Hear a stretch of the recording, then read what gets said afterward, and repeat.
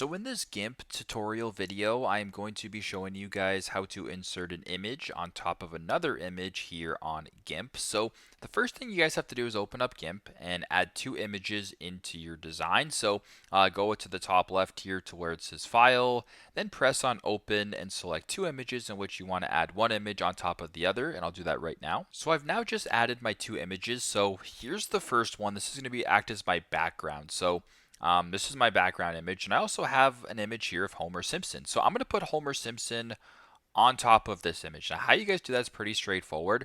Go to the second image, go to the top left, press on this magic wand tool thing right here, and then press on the background. So what you should actually see here is the background highlighted around the character. So once that is done, I want you guys to go to the top here to where it says Select, and then I want you to press on Invert. This is very important.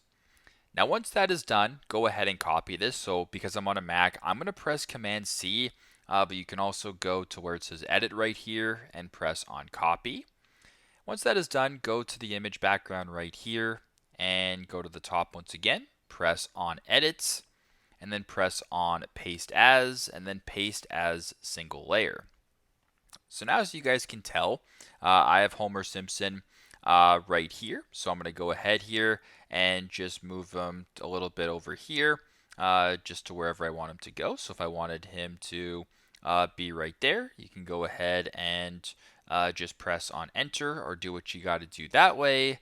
And that's how you guys can add an image on top of another image here in GIMP. So pretty simple, pretty straightforward. Thanks again for watching, and I hope this video helps.